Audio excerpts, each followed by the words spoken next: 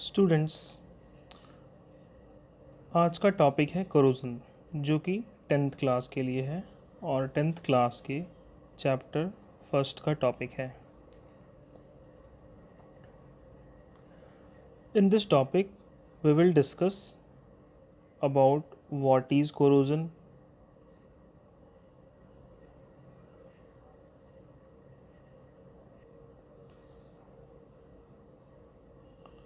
Why it takes place,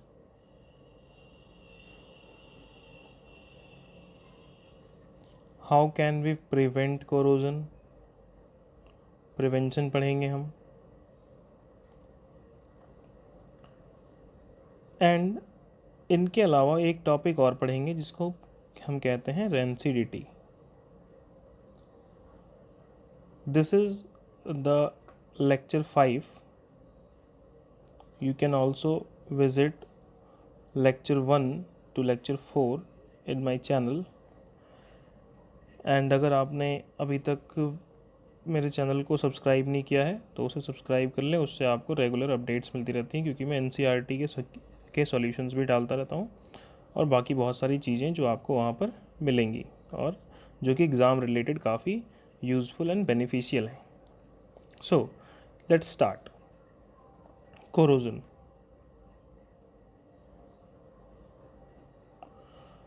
corrosion आपने simply rusting is a familiar term जो कि हम अपने आसपास में या डेली लाइफ में बहुत बार देखते हैं। It is simply the process of formation of oxide layer in case of iron. But there are so many metals like silver, copper, which also get corrode, and they also shows the phenomenon of corrosion. So now let's start dealing with that corrosion. The process of formation of oxide, sulfide, carbonate, hydroxide, all are known as corrosion. अगर कोई metal है उसके surface के ऊपर oxide layer बनती है या sulphide layer बनती है या कार्बोनेट लेयर बनती है या फिर हाइड्रोक्साइड लेयर बनती है, इन सबको ही हम कोरोजन कह सकते हैं। For example, in case of iron Fe, it forms Fe2O3, and this iron oxide is also known as rust. इसका पूरा फॉर्मूला हम लिखते हैं Fe2O3.XH2O. X is simply the number of water of crystallization.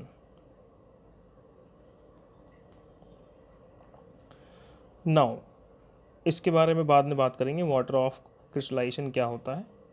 पहले हम कोरोजन पे चलते हैं। कभी कभी हमने देखा है कि जो कॉपर है उसके ऊपर ग्रीन कलर की लेयर बन जाती है। This green layer is due to the formation of carbonate on the surface of copper.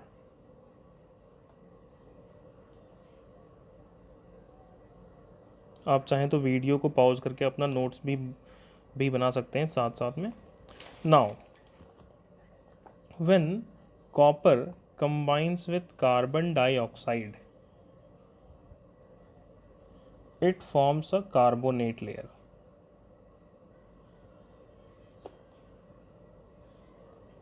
And that carbonate layer is known as corrosive layer.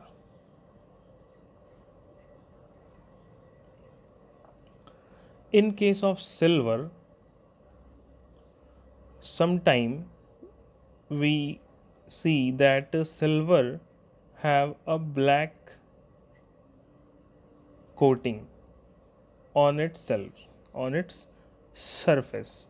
This black coating is due to the formation of silver oxide. आपको terms याद रखने हैं। Silver के ऊपर silver oxide बनता है, copper के ऊपर कॉपर कार्बोनेट बनता है, आयरन के ऊपर आयरन ऑक्साइड बनता है। आयरन ऑक्साइड ब्राउन कलर का होता है, सिल्वर ऑक्साइड ब्लैक कलर का and copper carbonate green colour का है। क्योंकि ये कभी कभी आपके बोर्ड एग्जाम में ऑब्जेक्टिव के तौर पे ये सवाल पूछे जा सकते हैं। Now in the case of aluminium,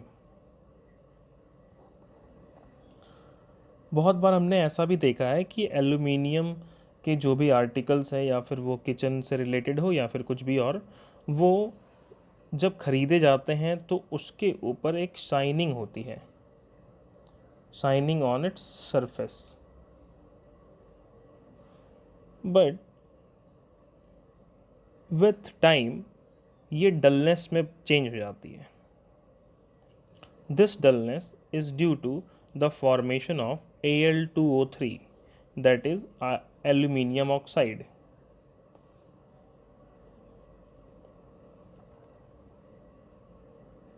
And this aluminium oxide is formed due to the reaction of aluminium with air. So now we can define corrosion as a process in which metal form an oxide, hydroxide, sulfide, carbonate type layers due to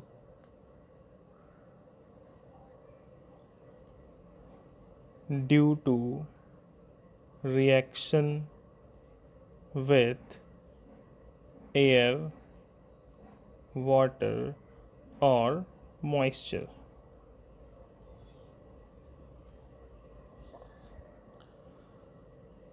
A process in which metal can form oxide, hydroxide, sulfide, carbonate and other types of layer due to reaction with air, water and moisture. Means all these are atmospheric conditions, air भी, water भी और moisture भी। तो अगर हम किसी metal को atmosphere में एक्सपोज्ड रखेंगे तो वो क्या हो जाएगा, कोरोजन के फिनोमेनन में इंक्लूड हो जाएगा। गाइस कोरोजन में आपको 10th क्लास में इतना ही पढ़ना है। आप 12th में जब जाएंगे तो अपने सेकंड चैप्टर इलेक्ट्रोकेमिस्ट्री में कोरोजन के बारे में और ज़्यादा डिटेल में पढ़ेंगे। अब हम बात करेंगे प्रिवेंशन फ्रॉम कोरोजन की, हम कोरोजन को कैसे रोक सकते हैं। तो सबसे पहले पेंट्स, ऑयल्स एंड ग्रीस, इन तीनों की अगर हम कोटिंग करें मेटल सरफेस के ऊपर, coating of paint, oil and grease, then it breaks up the direct contact of metal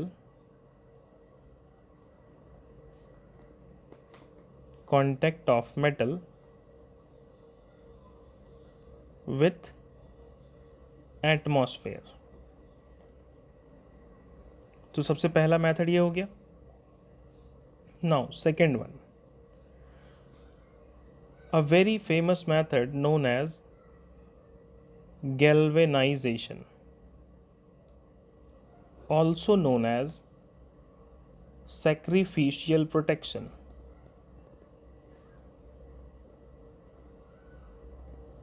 इस प्रोसेस में क्या होता है कि हम आयरन के ऊपर, आयरन मेटल के ऊपर एक लेयर बनाते हैं और ये जो लेयर होती है ये जिंक की होती है। और जब आयरन के आर्टिकल्स को यूज़ करते हैं, उसके ऊपर जिंक की लेयर बनाते हैं, तो क्या होता है कि zinc is the only metal that gets in contact with air, water और moisture. So, the phenomenon of corrosion is only applicable for zinc, not for iron, and iron gets protected always. So इसीलिए इसका नाम रखा गया है sacrificial protection. Zinc अपने आप को कोरोजन कराता है, अपने आप को सेक्रीफाइस करता है और आयरन को बचाता है. और the process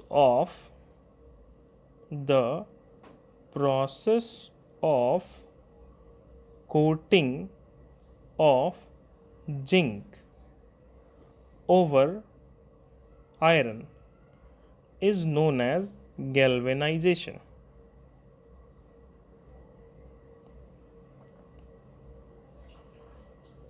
Next, tinning. In this process, copper and iron both are coated with a layer of tin. So this tinning process is applicable for copper as well as iron. This process is as similar as the coating of zinc. Tin coated over iron and over copper so that the metals like iron and copper get protected and corrosion is only applicable for that tin. Now the fourth one is coating of non-corroding material.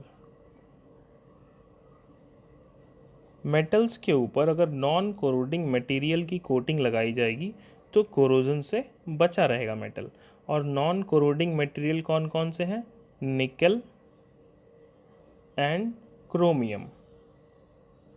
मैंने आपको काफ़ी सारे metals के नाम बताएं, इसलिए confuse ना होना और अपने नोट्स में ये सब लिखते रहना कि नॉन कोरोडिंग मटेरियल कौन सा है. निकल है, क्रोमियम है.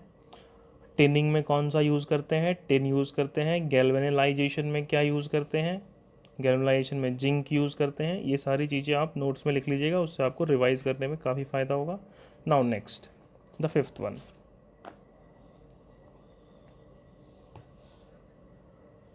गाइस, चैनल को सब्सक्राइब करना बिल्कुल ना भूलें, उससे आपको रेगुलर अपडेट्स मिलेंगी and these updates will be beneficial for your study. Now, fifth one is formation of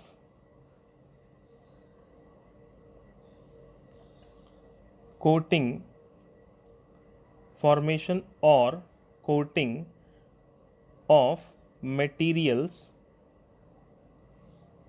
like Fe,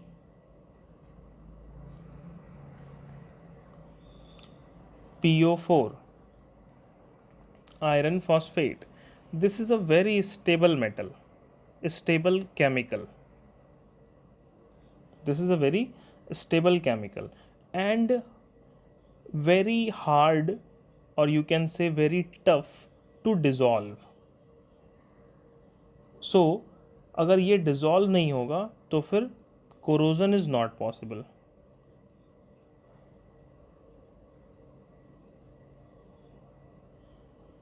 And due to this the metal always remains safe. Now the last one is sixth point, that is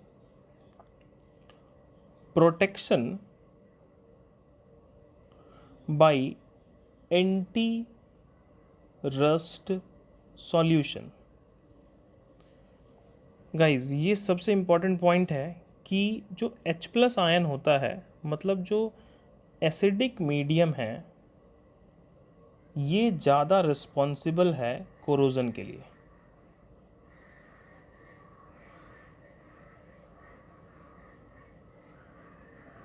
corrosion की पूरी responsibility acidic medium की होती है. अगर acidic medium नहीं होगा तो corrosion नहीं होगा. और जितने भी एंटी रस्ट सॉल्यूशन बनाए जाते हैं सब एल्कालाइन नेचर के होते हैं. Alkaline means basic. Basic means जहाँ OH नेगेटिव आयन हो. तो this alkaline solution of what, अच्छा ये एल्कालाइन सॉल्यूशन जो होते हैं ये फॉस्फेट्स के लिए होते हैं, मतलब फॉस्फेट के होते हैं या फिर क्रोमेट के होते हैं। अब ऊपर आपने देखा FePO4 लिखा था मैंने, तो FePO4 क्या है, फॉस्फेट है, और this phosphate is very much stable, तो it is hardly to dissolve. And फिर मैंने क्या बताया कि निकेल और क्रोमियम जो है वो क्या है, एंटी कोरोसिव मेटल्स हैं। और यहाँ क्या बन रहा है, chromate, chromate is a chemical derive from chromium. So alkaline phosphate and chromates are basic in nature. So if we put metal in alkaline solution, then corrosion is not possible. So this is the another point. Now अब हम start करेंगे rusting क्या है। Rancidity is a process of oxidation.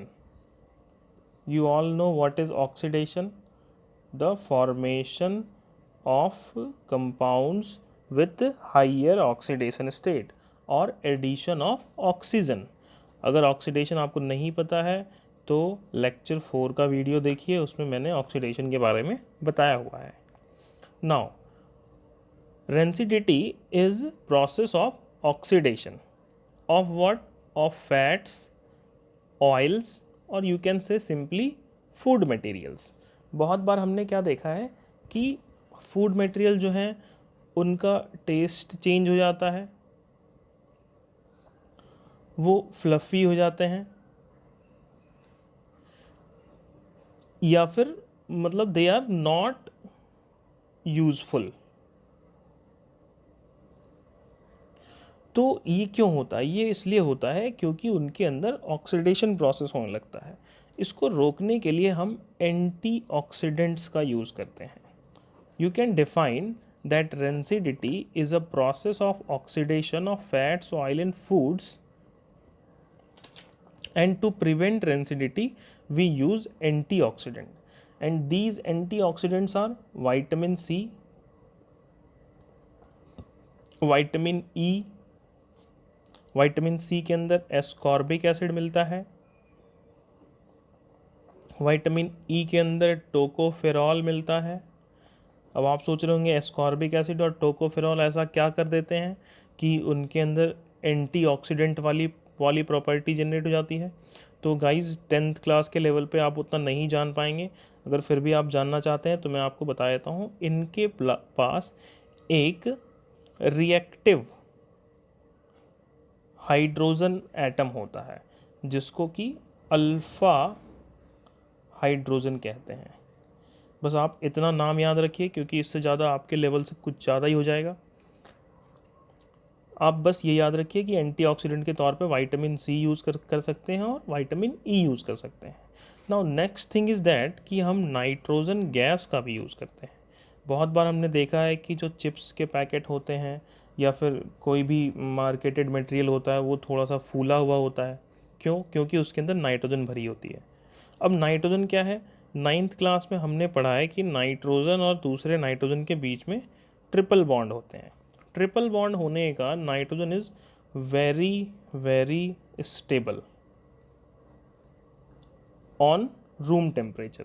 So this stability is responsible for its antioxidant character. और जब तक nitrogen रहेगा atmosphere में तब तक क्या है, oxidation process is not possible. So we use also nitrogen for packing. And the next thing is low temperature. मतलब हम मटेरियल को क्या करेंगे, फ्रिज में रखेंगे, फ्रीजिंग करेंगे उसकी। फ्रीजिंग करने से क्या होगा, लो टेम्परेचर पे होगा, तो लो टेम्परेचर पे रिएक्शन नॉट पॉसिबल। कौन सी रिएक्शन, ऑक्सीडेशन की।